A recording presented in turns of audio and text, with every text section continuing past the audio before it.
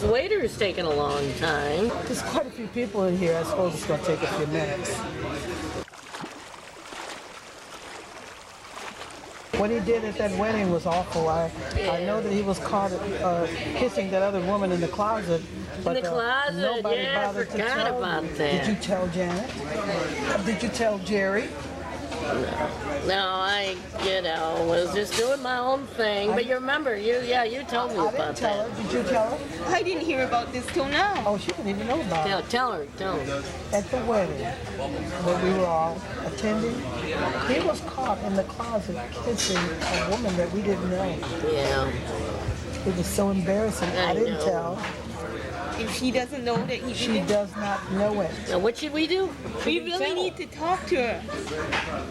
Well, I mean, are you going to take the job, or? I'm not close enough.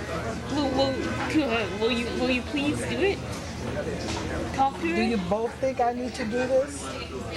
I'm going to need some support. You want to do it together? Well, perfect, because I'm going to need some support. Yeah, I'll do it. Together, and you're a friend of hers also. All three of us. Yeah, all three.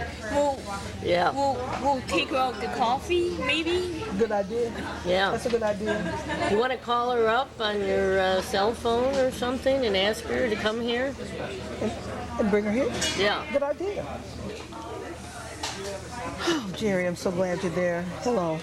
You know, I'm sitting here with Janet and Helen, and you know how much we care about you. You know, we love you. We're all like sisters.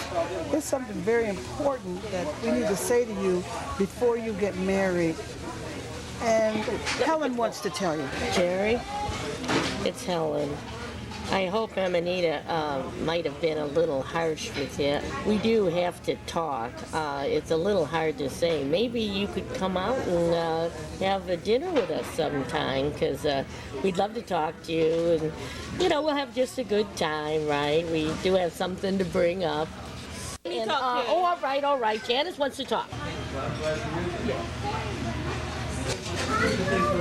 Hi.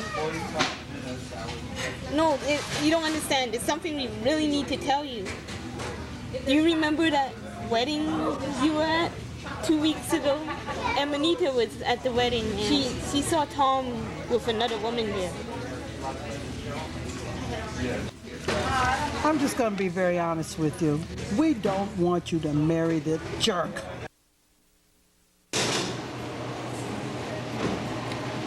You know, this is very urgent.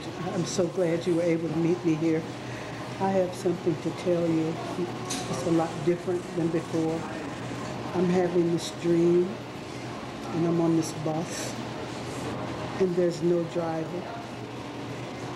I can't begin to tell you how it makes me feel to sit on a bus without a driver. And as I'm driving along in the back of this bus, I see sagebrush all on the side of the road. There's no one on the bus but me. You know, before I told you my dream had 4 or 5 people in it, but this last dream, it's only me. I'm telling you, I was so nervous. When I called you this morning, I couldn't get the dream out of my head. And when I went to the front of the bus to ask the driver where we were going, his seat was empty. You need to tell me what this means. You need to tell me why I'm on a bus without passengers, without the driver.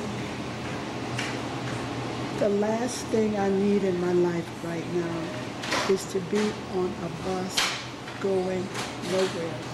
We're on this massive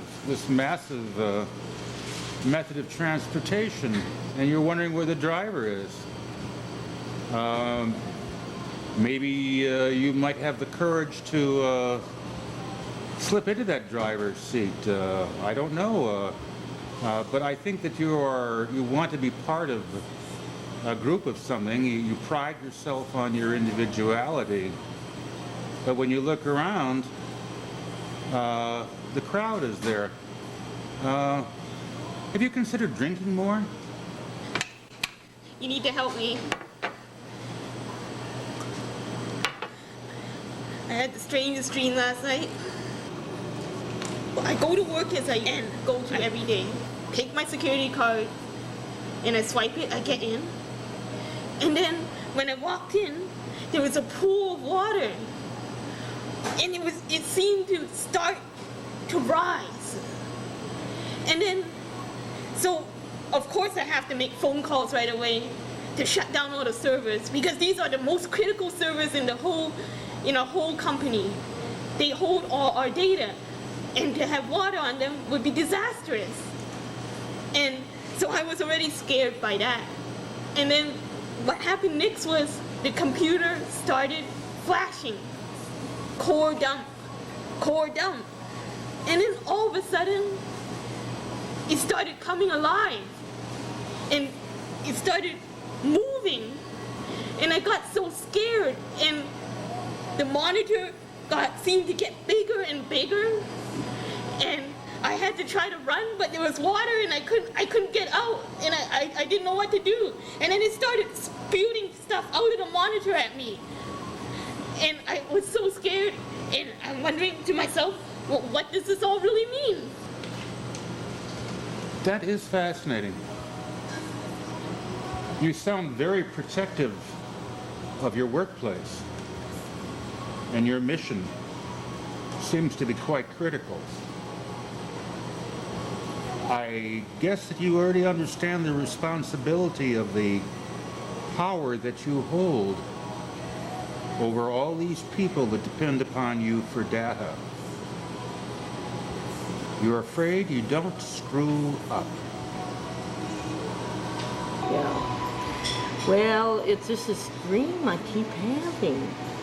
You know, I'm a retired teacher, and it just seems I can't get away from dreaming about school. You know, the last thing on my mind I should dream about. The other night, same dream. I dream I'm on roller skates back at my school, and of course to add to it, I'm naked, but nobody cares that I'm naked. It's that I don't have my attendance book with me. And if you're from Chicago school system, that is the worst thing. You know, you always got to have your attendance book with you to check it out. So the principal and all the faculty are after me, and I keep running away from them. You know, in my roller skates. Thank God I got roller skates. And they're chasing me, and sometimes it isn't just a school.